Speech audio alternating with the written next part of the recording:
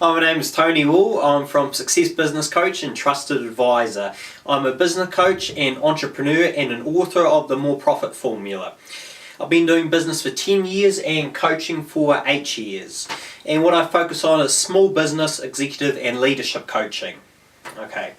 Now today I want to focus on how to finance a business. And you might be asking things like, where do I get the money from to finance my business? Or you may know where to get the money from, but ask yourself, what is the best option for me? Well, today I'm going to alleviate some of these problems and tell you the 15 different sources where you can get money from. Okay, number one, the first source you can get money from is friends and family. Okay, typically this is a very easy source to get finance from, but one of the problems is you're mixing business with friendship and family, and it can get a bit dicey because you don't want your family telling you what decisions you should be making in business or things like that. And if you're going to take on this route, the best thing is to make them a silent partner. But there's a few things that you have to do to make the whole relationship easier. You have to say what the repayment time frame is and the terms and conditions, because say you're thinking about repaying it in 10 years and they're thinking about repaying it in 5 years, well, there's going to be a bit of a problem there. So we've got to make sure everyone's on board with the same ideas and people know when they're getting their money back. So that's number one. Okay, number two. Okay, refinancing your home. This is a very fast, easy way to get money, and you can get a sizable amount as well, which is really good. And the thing is, if you can't back yourself, why should someone else back you? So if you're not willing to use your own money in financing your business, why should someone else take the risk? So really you got to be thinking that this is a good option here if you have a house, or you can do that, you have some equity in your house. Okay, number three. Okay, hard money.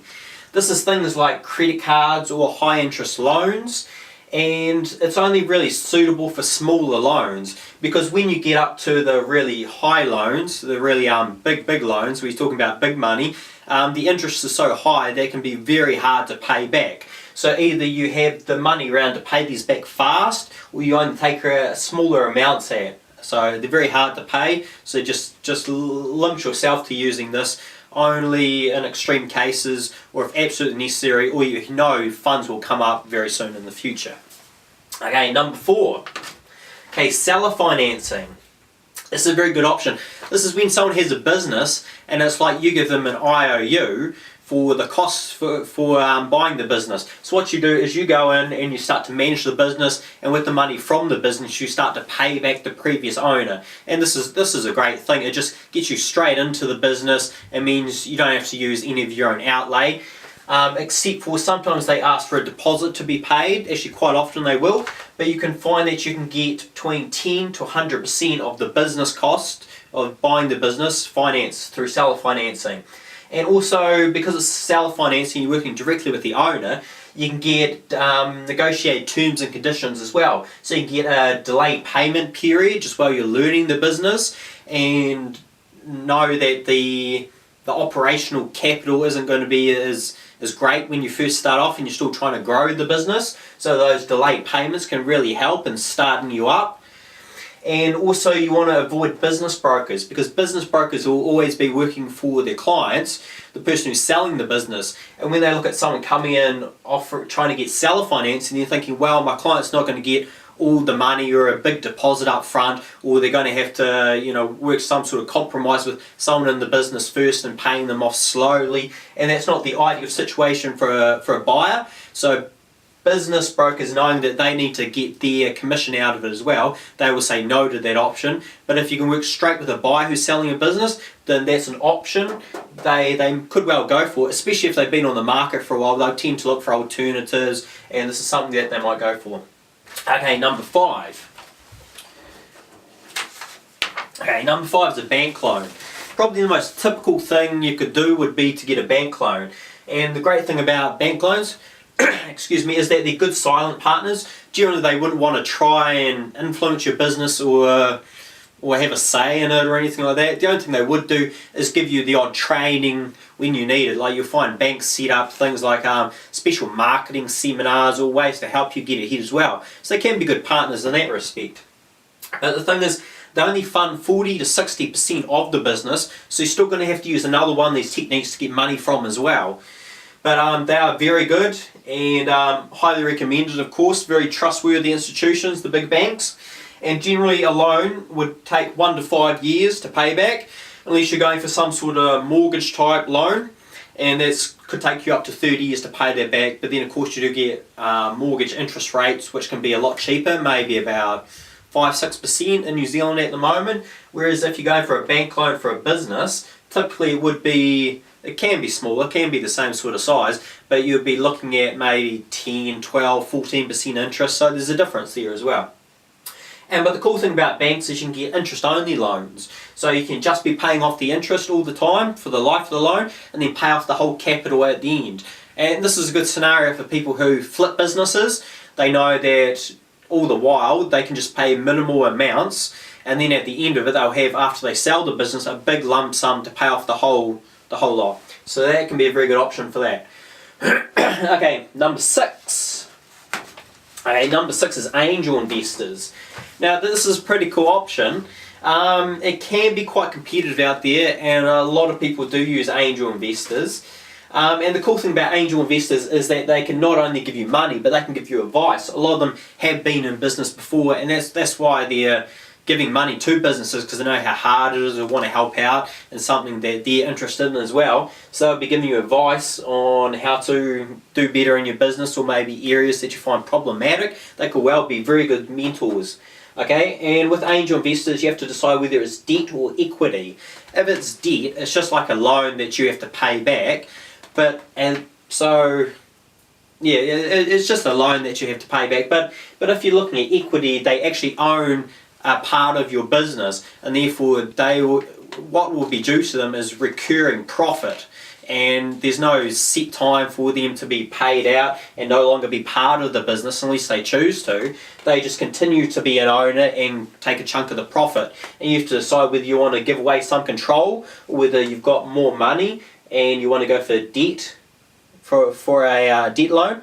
But of course then if you go for a debt loan, there's not that same sort of problem of them having ownership in the business. It's just paying off a loan that they gave you. And the cool thing is it's a negotiable contract. Again, you can get some of the other terms that we were looking at before about delayed repayments. You can choose the interest rates you want to pay. You can choose the length of the contract. All these sorts of things like that. Okay. Number 7. Okay. Your savings. This is probably one of the best options, and it gives you full control. Okay, so if you've got it available, you should definitely be investing in your business yourself, and it gives you full control over your business. And it says here no repayments, which is great for a startup period. Okay, so if you can just pay it right out, you don't have to worry about these repayments all the time. And during a startup period where things can be very cash strapped, you tend to think that not having to repay these repayments would be a great thing and an asset to your business and really keep it chugging along. So that can be a great thing. Okay, number 8. Okay, venture capitalists. They can make your business a very large business and very profitable. They have a lot of knowledge, and they'll bring it in. They know how to take your ideas or your invention and turn it into something which is really great, which is definitely what you would want. But there's a couple of things that they're not quite so great about venture capitalists. They want full control of your business, and generally they'll only leave you with a small percentage of ownership as well. Which is okay if you're willing to make that sacrifice. A huge chunk of your business for knowing that it will make some great money is entirely up to you. Okay, number 9. Okay, sell assets. Okay, this is a similar one to using your savings, but what you have to have in this one here is you have to have large assets to be able to sell in the first place. Okay. Number 10. Okay, getting a partner. Getting a partner is a great thing. It brings a lot of skills to the table as long as money. But you have to be careful who you choose, because some partners won't be as great as others. You've got to make sure it is someone that you can work with and someone that will work with you in the long term as well. Okay, and the thing is, when you're looking for someone who to choose, you want to make sure that their skills complement your skills as well. So that they're not like got the same skills as you and you'll be doubling up in one area. You want to make the business well-rounded so they've got skills in other areas you don't, so you can bring a lot more to the table and the business can be well-rounded and hopefully be able to make a lot more money by being structured better, just being stronger in each of those different areas as well. Okay, number 11. Okay, use a skill or trade.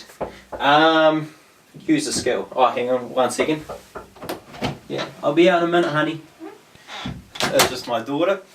Okay, use a skill. And what you're going to do for this is you're going to trade off your skills for a percentage of someone's business. You have to find skills of yours that are really in demand, that someone would give up a part of their ownership in a business to get your skills. Okay, and the problems are you only get a very small part of the business.